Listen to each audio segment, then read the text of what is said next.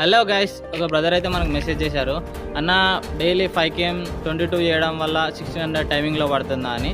కానీ మ్యాటర్ ఏంటంటే brother, 5 km అనేది ఎండ్యూరెన్స్కి సంబంధించిన ఈవెంట్. 1600 ఏదంటే కొంచెం స్పీడ్ చేయాల్సి ఉంటుంది. మీరు డైలీ 5 km చేయడం వల్ల మీకు బాడీలో ఉన్న ఎనర్జీ అంతా యూటిలైజ్ అవుతూ ఉంటుంది. ఇంకా ఎండ్యూరెన్స్ కొంచెం పెరుగుతుంది, కానీ స్పీడ్ అనేది రాదు.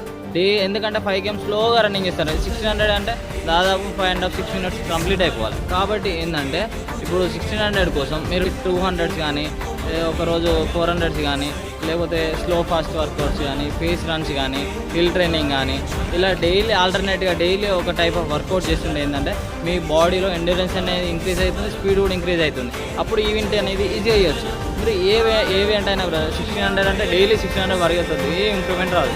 డైలీ 5 km అంటే కొంతమంది డైలీ 5 km చేస్తారు, అట్లా కూడా ఇంప్రూవ్మెంట్ రాదు.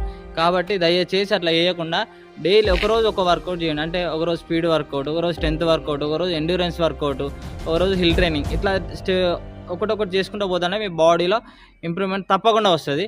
నెక్స్ట్ టైం 5 km చేసేటప్పుడు ఏమేమి మిస్టేక్స్ చేస్తారో SSC GD వాళ్ళ కోసం నెక్స్ట్ వీడియో చేస్తాను. Thank you for watching. జై హింద్.